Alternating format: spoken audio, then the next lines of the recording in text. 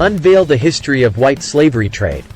1 million or more European Christians may have been held as slaves by Muslims in North Africa between the years 1530 and 1780, according to the findings of a recently published research. This is a far higher figure than has ever been calculated previously.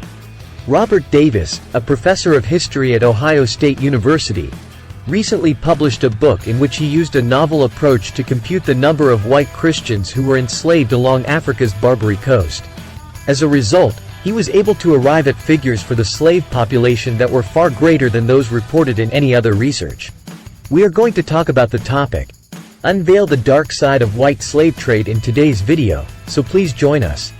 Hello, and welcome to today's video. But before we get into that, make sure you have subscribed to my channel and clicked on the bell symbol so that you will be alerted every time I post a new video.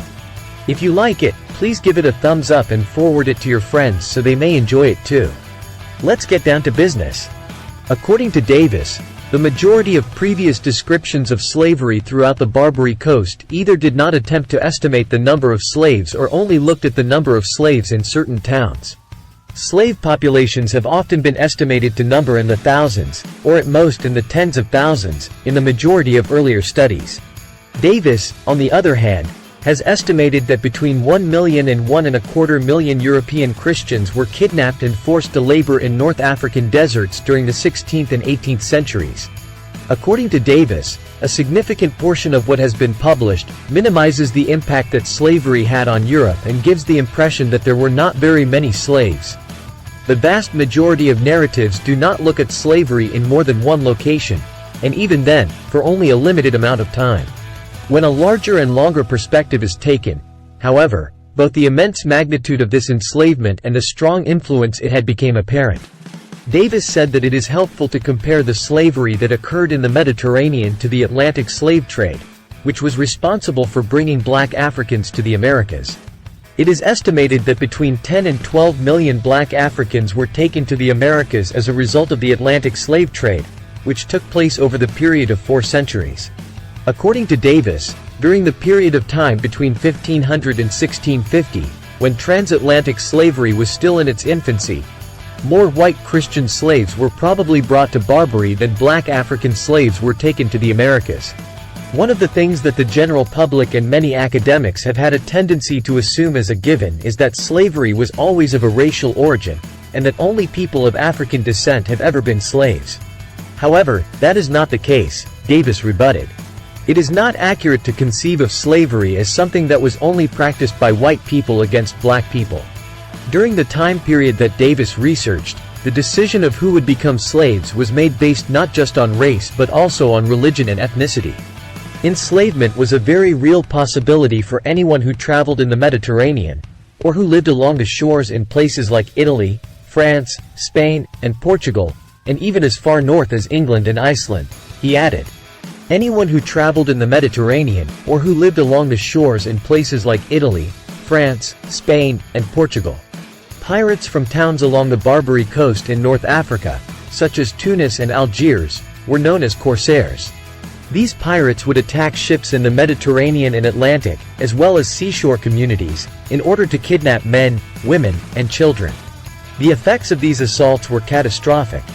France, England, and Spain each suffered the loss of thousands of ships, and large portions of the coastlines of Spain and Italy were almost entirely emptied of their population as a result of the raids.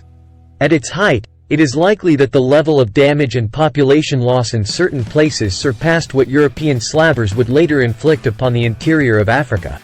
Davis pointed out that although hundreds of thousands of Christian slaves were kidnapped from Mediterranean nations, the impacts of Muslim slave raids were felt considerably farther afield.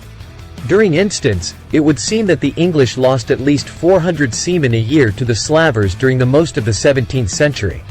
Even native-born Americans fell victim to the disease. For instance, one American slave was able to disclose that 130 additional American mariners had been enslaved by Algerians between the Mediterranean and Atlantic merely between the years 1785 and 1793. These events took place just between those two regions. Davis said that the immense breadth of slavery in North Africa has been neglected and reduced, in large part because it is not in anyone's agenda to acknowledge what occurred. This is one of the main reasons why Davis claimed this. According to him, the overarching notion of European global conquest and colonialism that is essential to research on the early modern period does not connect with the concept of Europeans being enslaved in other parts of the globe. A significant number of the nations that suffered under the institution of slavery, such as France and Spain, would one day go on to conquer and dominate the regions of North Africa in which their inhabitants had been confined as slaves. Davis said that Western academics have largely seen the Europeans as evil colonialists, and not as the victims that they were occasionally due of their past. Perhaps this is because of the history. According to Davis, one of the reasons why slavery in the Mediterranean has been overlooked or downplayed is because accurate estimates of the entire number of individuals who were slaves have not been possible. The people who lived during that time period, both Europeans and slave owners on the Barbary Coast, were not good at keeping accurate and precise records on the number of slaves. On the other hand, there are a large number of documents that chronicle the amount of people from Africa who were carried to the Americas as slaves. As a result, Davis used an innovative approach in order to get accurate estimates of the total number of slaves living along the Barbary Coast. Davis tracked out the most accurate records that were accessible, which indicated the total number of slaves that were present at a given area at any given moment. After that, he made an estimate of how many new slaves would be required to replace those that had been lost due to death, escape, or being bought with ransom money. The only way I could come up with hard numbers is to turn the whole problem upside down. Figure out how many slaves they would have to capture to maintain a certain level, he added. The only way I could come up with hard numbers is to turn the whole problem upside down. It is not the most accurate method for estimating the population, but given the few data that are available, it is the only one that can be used. Davis determined that about 1/4 of the slave population needed to be replaced every year in order to maintain the slave population steady, as it seems to have been between the years 1580 and 1680. This number was arrived at by adding up various forms of attrition, such as deaths, escapes, ransomings, and conversions. This meant that around 8,500 additional slaves had to be seized on a yearly basis. The evidence implies that throughout this time period, almost 1 million people were brought into captivity and used as slaves. Davis has calculated that there were as many as 475,000 other slaves captured in the centuries leading up to and after the one in question using the same methods. As a direct consequence of this, between the years 1530 and 1780, the Muslims of the Barbary Coast were responsible for the enslavement of at least 1 million white European Christians and very probably as many as 1.25 million of these Christians. According to Davis, the findings of his investigation into the treatment of these slaves indicate that, for the most part, their lives were just as challenging as the lives of slaves in the United States. He said, as far as daily living conditions are concerned, the Mediterranean slaves certainly did not have it any better. European Christian slaves were frequently worked equally as hard and as dangerously as their African counterparts. This included working in quarries, heavy construction, and most importantly, rowing the corsair galleys themselves. While African slaves were forced to do back-breaking labor on sugar and cotton plantations in the Americas, European Christian slaves were subjected to similar conditions. According to Davis, his results indicate that this kind of invisible slavery, suffered by European Christians, ought to get greater consideration from academics. We have lost the sense of how large enslavement could loom for those who lived around the Mediterranean and the threat that they were under, he added. We have lost the sense of how large enslavement could loom for those who lived around the Mediterranean.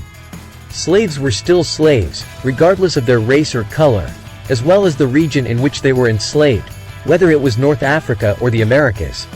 On a day in 1910, Congress passed the White Slave Traffic Act, which for many decades gave federal prosecutors a means to criminalize consensual sexual activity. It was commonly called the Mann Act, after Representative James Robert Mann, R.I., a key sponsor. The Mann Act criminalized the transport any woman or girl across state lines for any immoral purpose.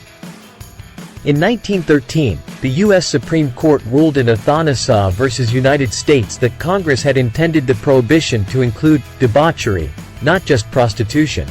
In 1910, Edwin Sims, the United States Attorney in Chicago, had written, "One thing should be made very clear to the girl who comes up to the city.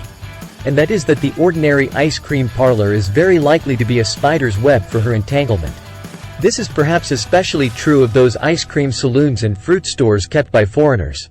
Scores of cases are on record where young girls have taken their first step towards white slavery in places of this character.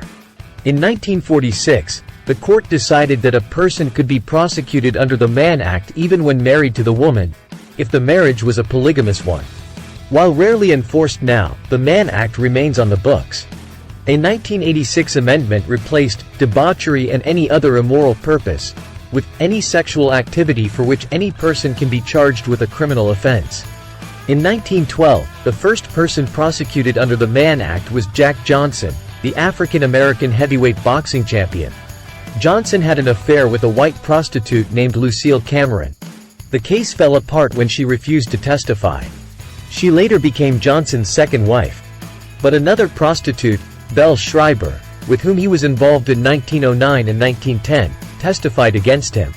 In June 1913, an all-white jury convicted Johnson in a trial presided over by the future Commissioner of Baseball, Kennesaw Mountain Landis, then a U.S. District Court judge for the Northern District of Illinois, who maintained the baseball color line in the game until his death. Johnson's conviction was upheld even though the events occurred before the law's passage. Johnson skipped bail and left the country, joining Lucille in Montreal, before absconding to France. To flee to Canada, Johnson posed as a member of a black baseball team. For the next 7 years, the couple lived in exile in Europe, South America and Mexico. Johnson returned to the United States on July 20, 1920, surrendering to federal agents at the Mexican border. He was sent to the federal penitentiary in Leavenworth, Kansas, to serve the maximum sentence, a year and a day. In 2009, Congress called on President Barack Obama to issue a posthumous pardon to Johnson, who had died in 1946 in a car crash. President Donald Trump did so on May 24, 2018. All of the video material for today has been presented. We appreciate you viewing and hope to see you again soon. If you like this video, be sure to hit the subscribe button, share it with your friends, and like it. Goodbye, and may you have many happy days ahead.